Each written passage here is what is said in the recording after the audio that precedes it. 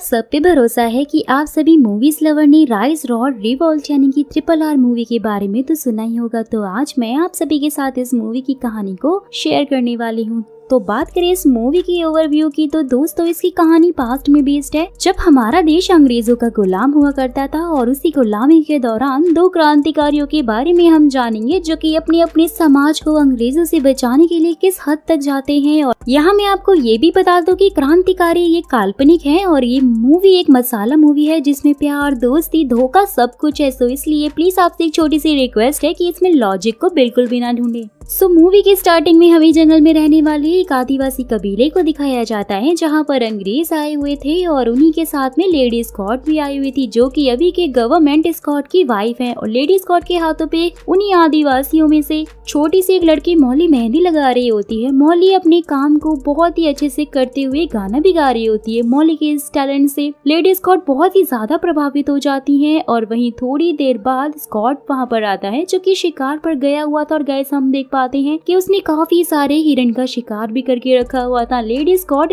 से मॉली को अपने साथ में ले जाने के लिए बोलती है तो स्कॉट मॉली के पेरेंट्स के सामने दो सिक्के फेंककर उनकी बेटी को खरीद लेता है। लेकिन मॉली के पेरेंट्स इस बात से बिल्कुल ही अनजान थे कि वो दो सिक्के उन्हें इनाम के तौर पर नहीं मिले बल्कि उनकी बेटी की कीमत के रूप में मिले हैं। और जब लेडी स्कॉट मॉली को अपने साथ में कार में लेकर जाने लग जाती है तब मॉली की माँ उनकी कार के सामने आ जाती है और वो अपनी बेटी को ले जाने से उन्हें रोकने की कोशिश करती है, जिसे देखकर अंग्रेजी पुलिस वहाँ मॉली की माँ को गन पॉइंट पर लेकर उन्हें हटा लेता है। और जब वो नहीं हटती है तब स्कॉट उस पुलिस वाले को गन की बजाय दूसरे हथियार का इस्तेमाल करने के लिए कहता है, जहाँ वो पुलिस वाला एक बड़े से लकड़ी को लेकर मॉली की माँ के सिर पर मारती है जिससे कि वो वहीं पर गिर जाती है और वो सब मॉली को अपने साथ में लेकर चले जाते हैं। और अब सीन शिफ्ट होता है और हमें एक पुलिस स्टेशन के बाहर बहुत सारे लोगों को धरना देते हुए दिखाया जाता है गाइस। और स्टेशन मास्टर की बातों को हम यहाँ पर समझ पाते हैं कि वो धरना इसलिए दे रहे थे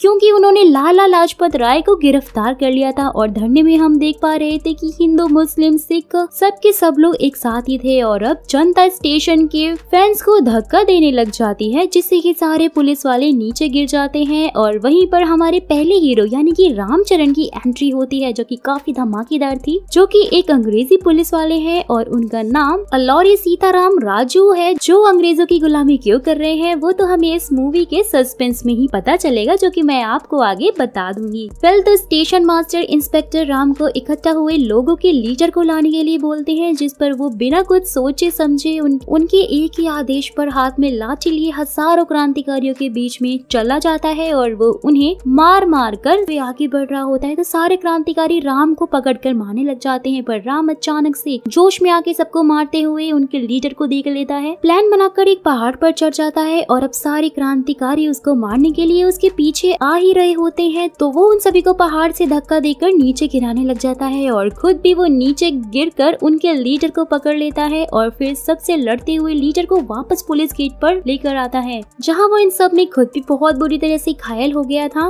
लेकिन राम की बहादुरी और हिम्मत को देखकर सिर्फ अंग्रेज ही नहीं बल्कि क्रांतिकारी भी बहुत ही ज्यादा हैरान हो जाते हैं। स्टेशन के अंदर आने के बाद सब उस लीडर को पकड़ लेते हैं। राम पानी से मुंह धोने के बाद वापस हाथ में डंडा लिए उन क्रांतिकारियों की ओर मुंह करके उनका सामना करने के लिए खड़ा हो जाता है और सारे क्रांतिकारी राम को देखकर वहां से चले जाते हैं। और अब हम दिल्ली में पुलिस हेडक्वार्टर को देखते हैं गाइस, जहां पर प्रमोट हुए पुलिस वालों का नाम लिया जाता है जिसमें राम सिलेक्ट नहीं होता है। और इस बात का गुस्सा हम राम के अंदर साफ तौर पर देख पा रहे थे। वो अपना गुस्सा पंचिंग बैग पर निकालता है और बुरी तरह से अपने हाथों को घायल कर लेता है। वहीं हम एक नवाब के सलाहकार को देखते हैं जो कि जनरल एडवर्ड को एक वार्निंग देने के लिए आया हुआ था कि जिस बच्ची को उन्होंने अपने साथ में रखा हुआ था उसी बचाने के लिए उसके कबीले का एक आदमी दिल्ली के जंगलों में पहुंच गया है और उस बच्ची को बचाने के लिए वो किसी भी हद तक जा सकता है। हाँ, एडवर्ड भी इस मैटर को बहुत ही सीरियस लेने लग जाता है क्योंकि किसी भी भारतीय बंदे ने अगर उनके कैदी को आजाद कर लिया तो सबके सामने अंग्रेजों की इज्जत चली जाएगी। वहीं दूसरी तरफ हम जंगल में अपने दूसरे हीरो यानी कि जूनियर NTR को देखते हैं हैं गाइस, जिसका नाम भीम है इस मूवी में। वो अभी जंगल में अपने सिर पर खून डालकर भेड़ियों का चारा खुद बनते हुए और उनकी कुछ साथी भेड़ियों को पकड़ने के लिए ट्रैप बिछाकर बिल्कुल तैयार होकर बैठे थे। लेकिन रास्ते में भीम को टाइगर के पंजों का निशान दिखाई देता है, जहाँ वो बहुत ही ज्यादा संभल जाता है और जब टाइगर उस पर हमला करता है तो वो टाइगर के हमले से बचते हुए ट्रैप की ओर भागता है ताकि वो टाइगर को पकड़ सके और टाइगर भी भेड़िए को मारकर वहां से भाग जाता है। वो भीम के पीछे पड़ जाता है। वो ट्रैप उन्होंने भेड़िए के लिए बनाया था, लेकिन अब उसमें फंसता वो टाइगर है जो कि उनकी जाल से निकलने ही वाला था कि तभी भीम जाल की टूट रही रस्सियों को पकड़ लेता है, जिसमें उसे टाइगर के पंजों की खरोच भी लग जाती है। लेकिन हिम्मत दिखाते हुए वो टाइगर से बचता है और उतनी ही देर में उसके एक साथी ने बेहोशी का काढ़ा बनाकर रखा हुआ था और जब भीम की रस्सियां टूट जाती हैं जिससे कि टाइगर आजाद होकर उस पर हमला करने ही वाला था कि तभी भीम टाइगर के ऊपर बेहोश होने का काढ़ा फेंक कर उसे बेहोश कर देता है। भीम टाइगर से उसे पकड़ने के लिए उससे माफी मांगता है और यहाँ हम समझ पाते हैं गाइस कि वो शख्स जो कि मौली को छुड़वाने के लिए दिल्ली आया हुआ था वो कोई और नहीं बल्कि भीम ही है, जो कि अपने साथियों के साथ मुस्लिम बनकर शहर में छुपा हुआ था और साथ ही वो एक गैरेज में भी काम करता था ताकि वो अपनी पहचान को उन अंग्रेजों से बहुत ही अच्छे से छुपा सके। वहीं एक अंग्रेज पुलिस वाला अपनी वाइफ के साथ में अपनी बाइक बनवाने के लिए वहाँ पर आता है जो कि चालू नहीं हो रही थी, जिसे भीम 2 सेकंड में स्टार्ट कर देता है, जिसे देखकर पुलिस वाले की वाइफ हंसने लग जाती है। जहाँ पुलिस वाले को लगता है कि भीम ने उसका मजाक उड़ाया है, जिस पर वो भीम को बहुत ही बेरहमी से मारने लग जाता है। लेकिन दोस्तों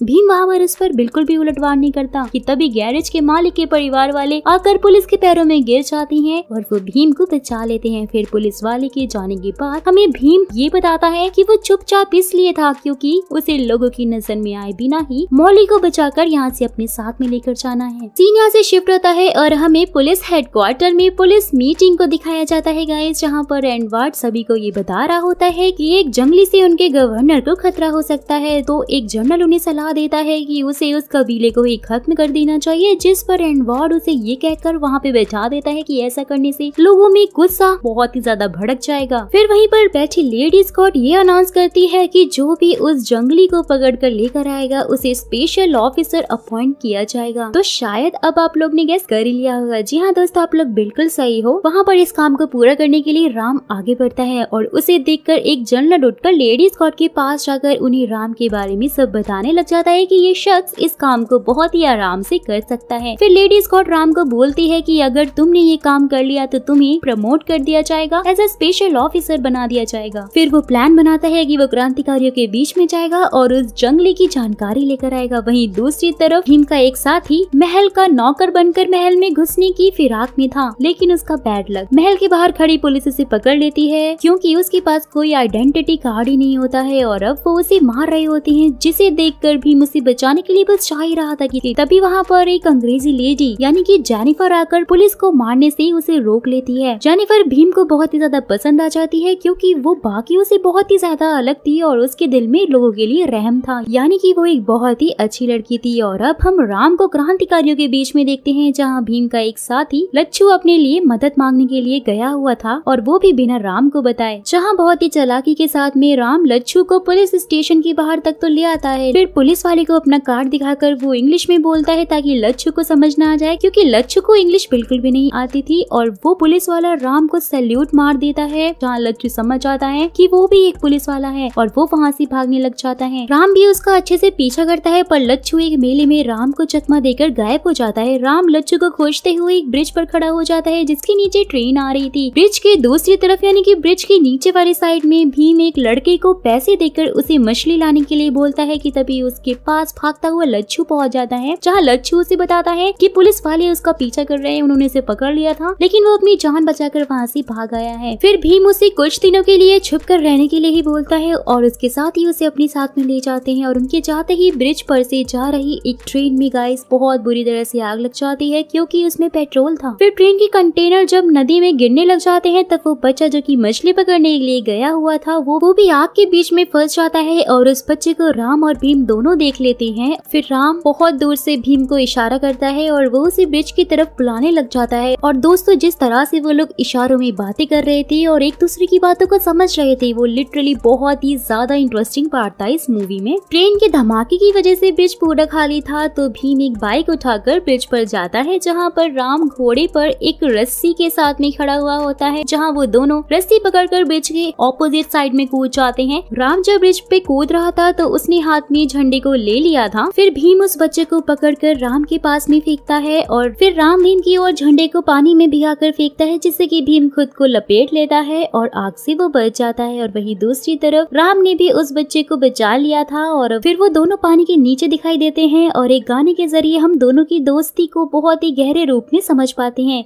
राम लच्छू का स्केच बनवाकर आसपास के लोगों से उसके बारे में पूछ ही रहा होता है कि वहीं भीम भी महल के अंदर